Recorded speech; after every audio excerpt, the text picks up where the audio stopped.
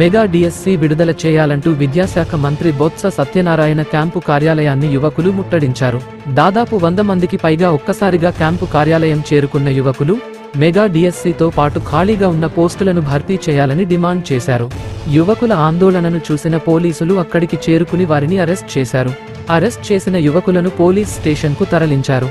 ఆందోళనకు పాల్పడిన యువకులు ప్రభుత్వం తమ జీవితాలతో ఆడుకుంటుందని ఆరోపించారు. ప్రభుత్వానికి సరైన బుద్ధి చెబుతామని హెచ్చరించారు. ఈ ఘటనపై యువజన సంఘం నాయకులు స్పందించారు. మెగా డిఎస్సితో పాటు ఖాళీగా ఉన్న పోస్టులను భర్తీ చేయాలని డిమాండ్ చేశారు. లేదంటే సీఎం క్యాంపు కార్యాలయాన్ని ముట్టడిస్తామని హెచ్చరించారు.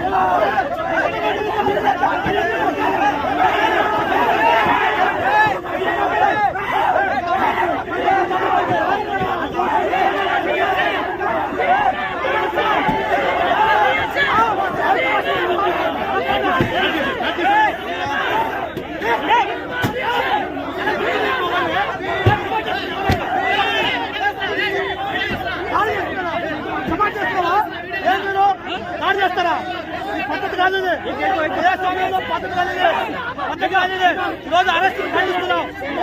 మొత్తం మీద రౌడీలం కాదు, గుండెలం కాదు.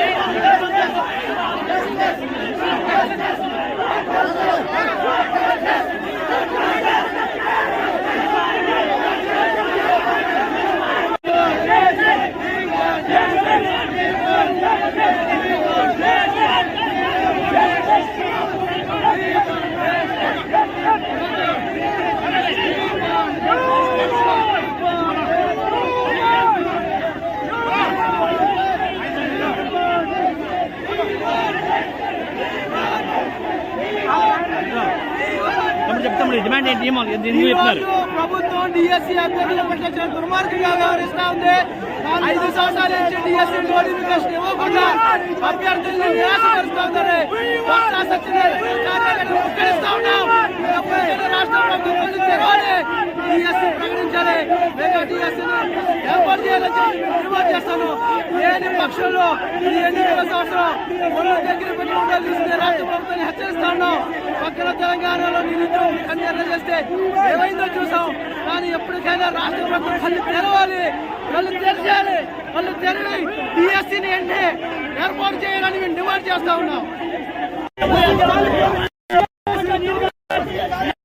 ఆవేదన వినండి. 5 సంవత్సరాలు సార్, 5 సంవత్సరాల నుంచి అధికారంలోకి వచ్చిన వెంటనే మెగా ఇస్తామని చెప్పి డిఎస్సీ వాళ్ళ ఘోష ఒక జీవితం, ఒక జగన్మోహన్ నమ్మకం దానికి మమ్మల్ని నిట్టాటం ముంచారు సార్. మా జీవితాలను నాశనం చేయాలి సార్ 5 సంవత్సరాల నుంచి. దయచేసి ముఖ్యమంత్రి స్పందించండి సార్. దయచేసి నిరుద్యోగుల ఆక్రందం వినండి సార్. మెగా ఇస్తామని చెప్పి మమ్మల్ని దగా చేశారు సార్ ముఖ్యమంత్రి. 5 సంవత్సరాలు అయిపోయింది సార్ మాకు డిఎస్సీ లేకుండా. మేము ఇంట్లో వాళ్ళతో మాట్లాడలేక, పెళ్లిళ్ళు చేసుకోలేక, పిల్లలు లేక ఘోరంగా సార్, అప్పులు చేస్తున్నాం సార్, మా జీవితాలు పట్టించుకోండి సార్.